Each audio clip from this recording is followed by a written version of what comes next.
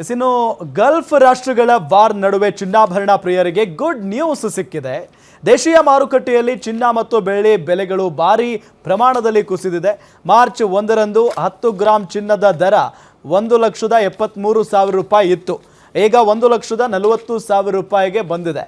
ಬೆಂಗಳೂರಿನಲ್ಲಿ 24 carrot 22 carrot ಮತ್ತು 18 carrot ಚಿನ್ನದ ಬೆಲೆಯಲ್ಲಿ ದೊಡ್ಡ ಮಟ್ಟದ ಇಳಿಕೆಯಾಗಿದೆ.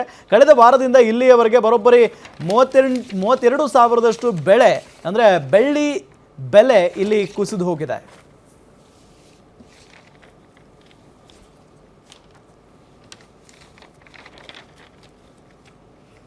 ನೋಡಿ, ಇವತ್ತಿನ ಚಿನ್ನದ ದರ ನೋಡಿ, 24 ಕ್ಯಾರೆಟ್ ಚಿನ್ನ 1 ಗ್ರಾಮ್ಗೆ 595 ರೂಪಾಯಿ ಇಳಿಕೆಯಾಗಿದೆ. ಪ್ರಸ್ತುತ ಎಷ್ಟಾಗಿದೆ ಅಂತ ಅಂದರೆ 14,002 ರೂಪಾಯಿ ತಲುಪಿದೆ. ಇನ್ನು 22 ಕ್ಯಾರೆಟ್ ಚಿನ್ನ 1 ಗ್ರಾಮ್ಗೆ 545 ರೂಪಾಯಿ ಇಳಿಕೆಯಾಗಿದ್ದು ಈಗ 12,835 ರೂಪಾಯಿ ಆಗಿದೆ. 18 ಕ್ಯಾರೆಟ್ ಚಿನ್ನ ಗ್ರಾಮ್ಗೆ 446 ರೂಪಾಯಿ ಕುಸಿದಿದ್ದು 10,502 ರೂಪಾಯಿಗೆ ಮಾರಾಟ ಆಗ್ತಾ ಇದೆ.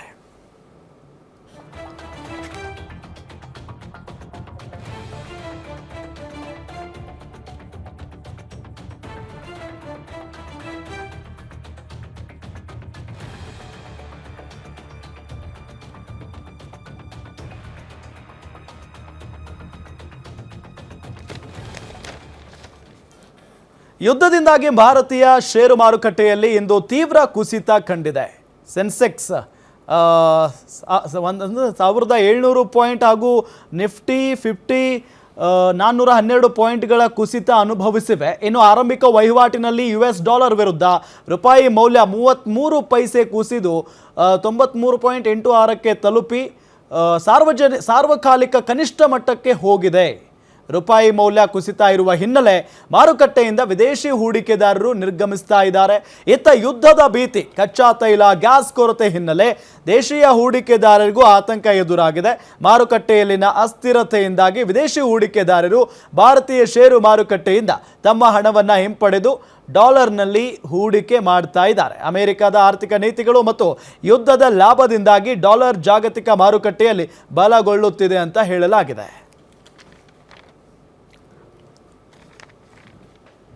ಮೇಡಮ್, ಇದು ಎಲ್ಲರಿಗೂ ಕೂಡ ಒಂದು ಕಡೆ ಸಿಹಿ ಸುದ್ದಿನೇ. ಈಗ ಏನು ಸಿಹಿ ಸುದ್ದಿ ಅಂದರೆ ಬಂಗಾರ ಪ್ರಿಯರಿಗೆ ಸಿಹಿ ಸುದ್ದಿ ಅಲ್ಲ, ಇದು ಬರೀ ಕಹಿ ಸುದ್ದಿ. ನಮಗೆ ಭಾರತಕ್ಕೆ ಸಿಕ್ಕಾಪಟ್ಟೆ ಕಹಿ ಸುದ್ದಿ. ಈಗ ಏನಾಗಿದೆ ಅಂತಂದ್ರೆ, ಈಗ ಯುದ್ಧ ಘೋಷಣೆ ಆದಂತಹ ಸಂದರ್ಭದಲ್ಲಿ ಇರಾನ್ ಜಲಸಂಧಿ ಕ್ಲೋಸ್ ಮಾಡಿದ್ರು. ಎಲ್ಲರಿಗೂ ಗೊತ್ತು, ತೈಲ ಅಲ್ಲಿಂದಾನೇ ಇಡೀ ಪ್ರಪಂಚಕ್ಕೆ ಪೂರೈಕೆ ಆಗ್ತಾ ಇದೆ ಅಂತ. ಸೊ ಅದು ಕ್ಲೋಸ್ ಆದ್ರೆ ಡೆಫಿನೆಟ್ಲಿ ತೈಲ ಬೆಲೆ ಜಾಸ್ತಿ ಆಗುತ್ತೆ ಅಂತ. ಸೊ ಈಗ ಬಂಡವಾಳದಾರರು, ಹೂಡಿಕೆದಾರರು ಮೇನ್ ಆಗಿ ಗೋಲ್ಡ್ ಮೇಲೆ ಇನ್ವೆಸ್ಟ್ ಮಾಡ್ತಾರೆ, ಇಲ್ಲದೆ ಇದ್ರೆ ಸ್ಟಾಕ್ ಮಾರ್ಕೆಟ್ ಅಲ್ಲಿ ಇನ್ವೆಸ್ಟ್ ಮಾಡ್ತಾರೆ. ಹೌದಾ? ಸೊ ಡಾಲರ್ ಮೌಲ್ಯ ಜಾಸ್ತಿ ಆಗ್ತಾ ಇದೆ, ಇನ್ನೊಂದು ಕಡೆ ತೈಲ ಬೆಲೆ ಜಾಸ್ತಿ ಆಗ್ತಾ ಇದೆ. ಅದಕ್ಕೆ ಈಗ ಹೂಡಿಕೆದಾರರು ಏನ್ ಮಾಡ್ತಾ ಇದ್ದಾರೆ, ತೈಲ ಬೆಲೆ ಜಾಸ್ತಿ ಆದರೆ ಅದರಲ್ಲಿ ಲಾಭ ಜಾಸ್ತಿ ಅಲ್ಲ ಅಂತ ಕಚ್ಚಾ ತೈಲದ ಮೇಲೆ ಇನ್ವೆಸ್ಟ್ ಮಾಡ್ತಾ ಇದ್ದಾರೆ. ಸೊ ಕಚ್ಚಾ ತೈಲದ ಮೇಲೆ ಮತ್ತು ಡಾಲರ್ ಮೇಲೆ ಇನ್ವೆಸ್ಟ್ ಮಾಡ್ತಾ ಇದ್ದಾರೆ.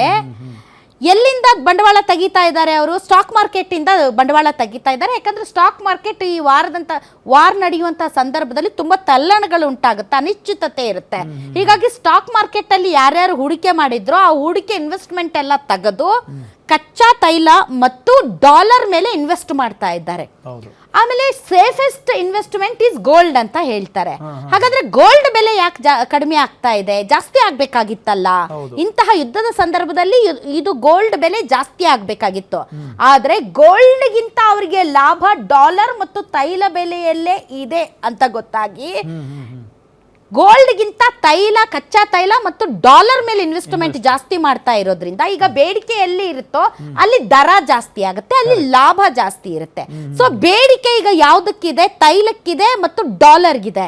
ಡಾಲರ್ ಯಾಕಿದೆ ಅಂದ್ರೆ, ಭಾರತದಂತಹ 88% ತೈಲವನ್ನ ಆಮದು ಮಾಡಿಕೊಳ್ಳುವಂತಹ ರಾಷ್ಟ್ರ ಡಾಲರ್ ಮೂಲಕನೇ ಈಗ ನಾವು ತೈಲವನ್ನ ಪರ್ಚೇಸ್ ಮಾಡಬೇಕಾಗಿದೆ. ಸೊ ತೈಲ ಬೆಲೆ ಜಾಸ್ತಿ ಆಗಿದೆ, ಡಾಲರ್ ಬೆಲೆ ಮೌಲ್ಯ ಜಾಸ್ತಿ ಆಗಿದೆ. ಹೀಗಾಗಿ ಬಹಳಷ್ಟು ಡಾಲರ್ಗಳನ್ನು ನಾವು ಪ್ರತಿ ಸಲ ಎಷ್ಟು ತಗೊಳ್ತಾ ಇದ್ವಿ ಅದಕ್ಕೆ ದುಪ್ಪಟ್ಟು ಬೆಲೆಯನ್ನು ಕೊಟ್ಟು ತೈಲವನ್ನು ತೆಗೆದುಕೊಳ್ಬೇಕಾಗಿರೋದ್ರಿಂದ ಡಾಲರ್ ಮೌಲ್ಯ ಜಾಸ್ತಿ ಆಗಿರೋದ್ರಿಂದ ಡಾಲರ್ ಈಗ ಸೇಫೆಸ್ಟ್ ಇನ್ವೆಸ್ಟ್ಮೆಂಟ್ ಮಾಡ್ತಾ ಇದ್ದಾರೆ ಎಲ್ಲರೂ ಡಾಲರ್ ಮೇಲೆ.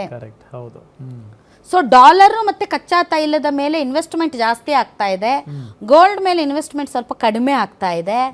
ಹೀಗಾಗಿ ಸ್ಟಾಕ್ ಮಾರ್ಕೆಟ್ ಅಲ್ಲಿ ಇರುವಂತಹ ದುಡ್ಡನ್ನ ಇಲ್ಲಿಗೆ ಶಿಫ್ಟ್ ಮಾಡ್ತಾ ಇದ್ದಾರೆ. ಸ್ಟಾಕ್ ಮಾರ್ಕೆಟ್ ಈಗ ಅಲುಗಾಡ್ತಾ ಇದೆ. ಸೊ ಇದು ಈಗ ಎದುರಾಗ್ತಾ ಇರುವಂತಹ ಅತಿ ದೊಡ್ಡ ವಿಚಾರ. ಬಟ್ ಭಾರತದ ಈಗ ಕ್ರೂಡ್ ಬಾಸ್ಕೆಟ್ ಬೆಲೆ ದ್ವಿಗುಣ ಆಗಿದೆ, ಆದರೆ ಆ ಬೆಲೆ ಗ್ರಾಹಕರಿಗೆ ಇನ್ನೂ ಪಾಸ್ ಆನ್ ಆಗಿಲ್ಲ.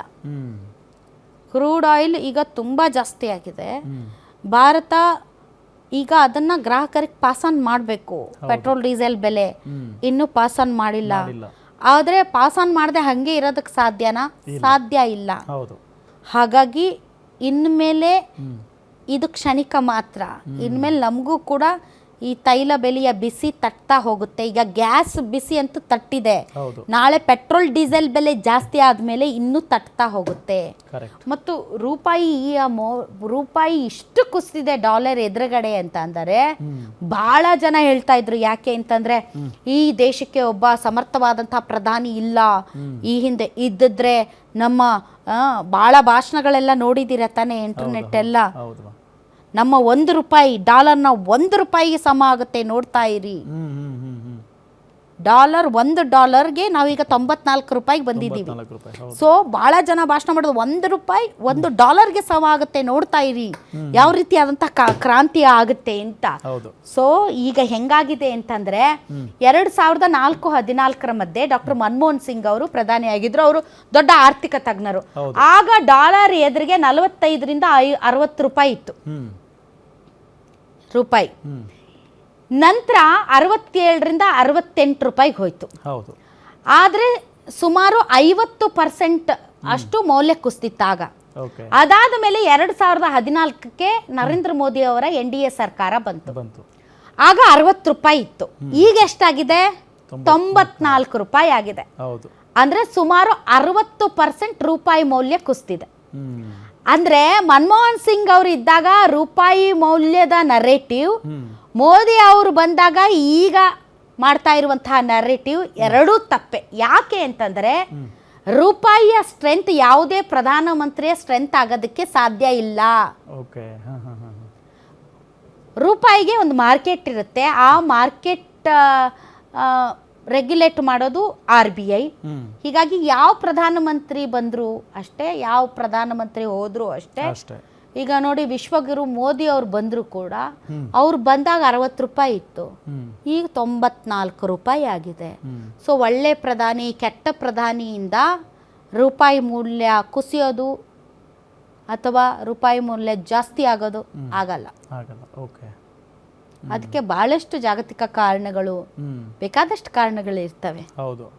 ಸೊ ಮೋದಿ ಅವರಂತ ಸಮರ್ಥ ನಾಯಕ ಇರುವಂತ ಸಂದರ್ಭದಲ್ಲಿ ಇಷ್ಟು ಕುಸಿತ ಕಂಡಿದೆ ಅಂತಂದ್ರೆ ಅದು ಹೇಗೆ ಸಾಧ್ಯ ಅಂತ ಕೇಳಿದ್ರೆ, ನಾನು ಆಗ್ಲೇ ಹೇಳಿದ್ನಲ್ಲ, ಅದು ಪ್ರಧಾನಮಂತ್ರಿಗಳ ಮೇಲೆ ಡಿಪೆಂಡ್ ಆಗಲ್ಲ. ಇನ್ನು ಹಾರ್ಮುಜ್ ಜಲಸಂಧಿಯಿಂದ ಭಾರತದತ್ತ 2 LPG ಹಡಗುಗಳು ಬರ್ತಾ ಇದ್ದು, ಗ್ಯಾಸ್ ಅಭಾವದ ನಡುವೆ ಗುಡ್ ನ್ಯೂಸ್ ಸಿಕ್ಕಿದೆ. ಮಧ್ಯಪ್ರಾಚ್ಯದಲ್ಲಿ ಉದ್ವಿಗ್ನತೆ ನೆಲೆಸಿರುವ ಬೆನ್ನಲ್ಲೇ ಪರ್ಷಿಯನ್ ಕೊಲ್ಲಿಯಲ್ಲಿ ಸಿಲುಕಿಕೊಂಡಿದ್ದಂಥ ಭಾರತದ ಧ್ವಜ ಹೊತ್ತ ಮತ್ತಷ್ಟು LPG ಟ್ಯಾಂಕರ್ಗಳು ತಾಯ್ನಾಡಿನತ್ತ ತಮ್ಮ ಪಯಣ ಆರಂಭಿಸಿವೆ. ಹಡಗುಗಳ ಟ್ರ್ಯಾಕಿಂಗ್ ಡೇಟಾ ಮಾಹಿತಿ ನೀಡಿರುವ ಪ್ರಕಾರ ಫೈನ್ ಗ್ಯಾಸ್ ಮತ್ತು ಜಗ್ ವಸಂತ್ ಹೆಸರಿನ 2 LPG ಟ್ಯಾಂಕರ್ಗಳು ಇಂದು ಇರಾನ್ನ ಲಾರಕ್ ಮತ್ತು ಕೇಶ್ವ ದ್ವೀಪಗಳ ಸಮೀಪದ ಜಲಪ್ರದೇಶದಲ್ಲಿ ಒಟ್ಟೊಟ್ಟಿಗೆ ಸಾಗಿ ಬರ್ತಾ ಇದ್ದಾವೆ. ಯುದ್ಧ ಪೀಡಿತ ಹಾರ್ಮುಜ್ ಜಲಸಂಧಿಯನ್ನ ದಾಟಿ ಭಾರತದ ಬಂದರನ್ನ ತಲುಪುವ ನಿರೀಕ್ಷೆ ಇದೆ.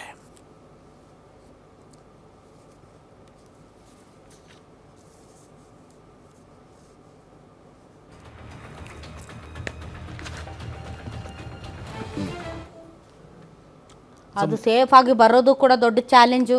ಹೌದು, ಭದ್ರತೆ ರಕ್ಷಣೆ ಕೊಟ್ಟು ಅದನ್ನ ತಗೊಂಡು ಬರೋಕೆ. ಯಾಕಂದ್ರೆ ಕಡಲ್ಗಳು ಯಾವಾಗ ಉಡಿಸ್ ಮಾಡ್ಬಿಡ್ತಾರೋ ಗೊತ್ತಿಲ್ಲ.